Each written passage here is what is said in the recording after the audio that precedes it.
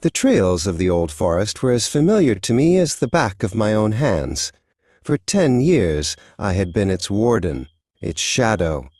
But even I, a hunter named Ethan, had never seen anything like this. The ground held tracks that belonged not to one, but what seemed like a dozen predators. The claws were deep, as if carved from stone, and the paw prints were the size of my head. The locals called the beast the Cursed Wolf, whispering that it was sent from the underworld itself. But I knew this was no ordinary wolf.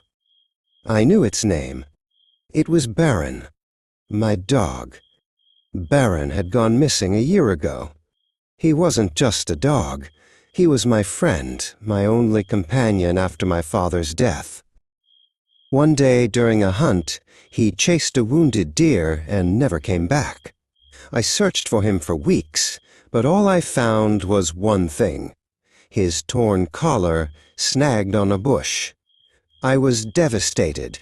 My world without Baron had turned gray and empty. But then the rumors began. At first, they were quiet, then they turned into panicked screams. Someone saw a gigantic beast that moved silently and fast, leaving behind only fear and torn prey. No one could catch it, no one could even wound it. I listened to these stories, and in the depths of my soul, something ached. I remembered Baron's strength, his courage. I knew it could only be him. I had been preparing for this hunt for a month. I entered the forest at dawn, when the fog had not yet had a chance to dissipate. The air was cold and damp, and the trees seemed alive, their branches reaching out like bony fingers. This time, I wasn't just looking for tracks, I was looking for Baron. I knew his habits, his favorite spots. I was heading toward the old oak grove, where we often sat together. I felt he would be there. On the ground, I found tracks I couldn't explain. They weren't just paw prints. They were as if engraved into the earth, and they gave off a strange, almost tangible coldness. And when I touched them, my vision went dark. I saw a flash. Baron, a small puppy, running after me through a field. His happy yelp echoed in my head. It was so real. I realized I needed something to bring Baron back, something that was precious to him. I remembered our old leather toy, a worn-out ball he loved so much. It was hidden in a chest in my house.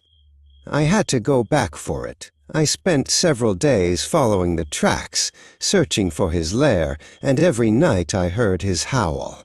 It wasn't an ordinary howl. It was filled with pain, suffering, and rage. I finally found Baron's lair. It was in a cave overgrown with ivy, where we once sheltered from the rain. Inside it was dark and cold, and it gave off the same strange, icy smell. I went inside, holding the ball in my hand, and called out to him, "Baron!" "It's me, Ethan. Come back." From the darkness, a growl rumbled, more like an earthquake than a sound made by an animal. From the depths of the cave, Baron emerged. But this was no longer my dog.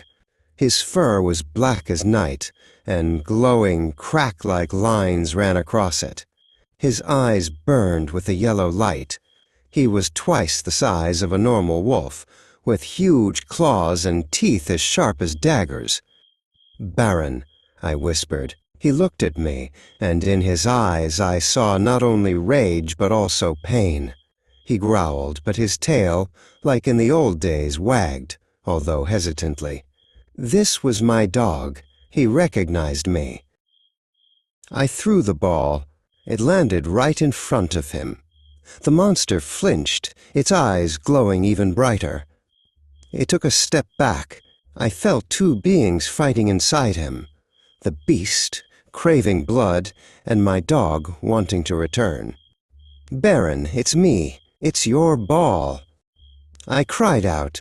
The monster raised its head and howled. There was so much despair in that howl that I couldn't bear it. He couldn't pick up the ball. His paws, those huge, terrifying claws, wouldn't obey him. His own body had become his prison. Then I knew what I had to do. I couldn't save him, but I could set him free.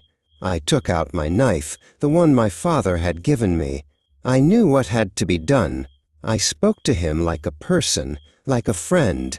I told him I was so sorry that I had been a bad owner, and that I couldn't save him. I told him I loved him. The monster, as if understanding my words, froze. Its yellow eyes looked at me with pain, and at that moment I saw a glimpse of Baron in them, his true gaze. I stepped forward, raised the knife, and closed my eyes. I couldn't watch this, but I had to do it. When I opened my eyes, the monster was no longer in front of me. There was only a pile of ash and the torn leather ball. I pulled it close to me and held it in my hands. It was warm. I returned home, and I was no longer sad. I knew that Baron was finally free. I knew that I had fulfilled my duty.